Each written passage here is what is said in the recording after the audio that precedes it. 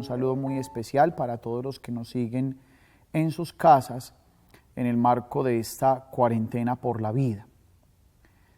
Le seguimos rogando a Cristo resucitado que nos dé valor y fuerza para resistir y que también siga llenando de fortaleza y de ánimo a todo el personal sanitario, médico y gubernamental, quienes hacen esfuerzos sobrehumanos para contrarrestar esta pandemia del COVID-19. Hoy rompemos un poquito el esquema litúrgico de la Pascua para resaltar la figura de un magnífico hombre, quien fue testigo indirecto de la resurrección de Jesucristo, como lo es o lo fue San Marcos Evangelista.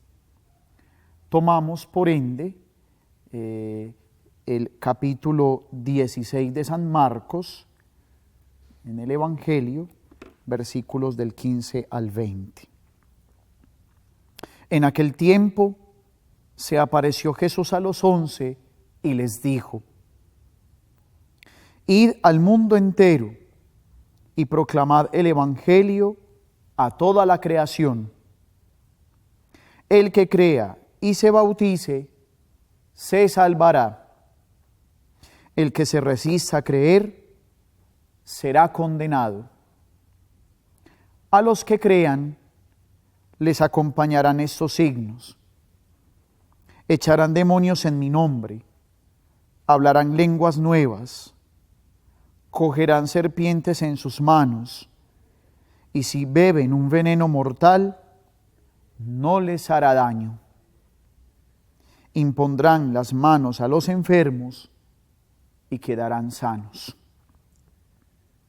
Después de hablarles, el Señor Jesús subió al cielo y se sentó a la derecha de Dios. Ellos se fueron a pregonar el Evangelio por todas partes, y el Señor cooperaba, confirmando la palabra con las señales que los acompañaban. Palabra del Señor. Como bien lo dije al principio, Marcos no fue un testigo visible de la resurrección de Jesucristo, pero sí estuvo cerca de los testigos. Y eso fue lo que le inspiró a narrar desde la fe en Jesucristo, a quien aceptó como su Dios y su Señor, este texto, esta buena noticia, para que en su momento se lo diera a conocer a los paganos. Históricamente, Marcos es el primer evangelio redactado y dado a conocer. De él, beben Mateo, Lucas y Juan para componer también sus evangelios. ¿Qué es lo resaltante en el Evangelio de Marcos? La presentación de Jesucristo como verdadero Dios y como verdadero hombre. En definitiva, es el Kyrios, o sea, el Señor, quien nos enseña el amor vivo del Padre hacia cada uno de nosotros y poder, gracias a ello, sentirnos salvados. En el libro de los Hechos de los Apóstoles, Marcos aparece, en primer lugar, capítulo 12, como aquel quien junto con su madre acogen a Simón Pedro, luego de que un ángel del cielo posibilitase su liberación de la cárcel. Luego, en el capítulo 13, aparece como acompañante de Pablo y Bernabé en este primer viaje apostólico y misionero. Pero detalla que en Panfilia, Marcos, como quien dice, se baja del bus y regresa a Jerusalén. Cuando Pablo se disponía a hacer un segundo viaje apostólico, pues Bernabé le pide el favor, eso está ahí también en el libro de los Hechos, que se lleven a Marcos.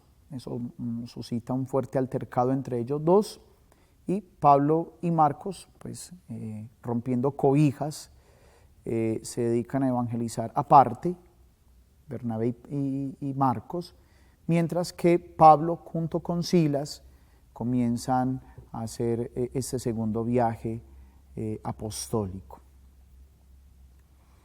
Hemos escuchado este relato del Evangelio en la última parte, ya en un contexto pascual, en donde Cristo, reunido con los apóstoles, los envía o los lanza precisamente a esa tarea dinámica de ir a proclamar el Evangelio o la buena noticia a toda la creación.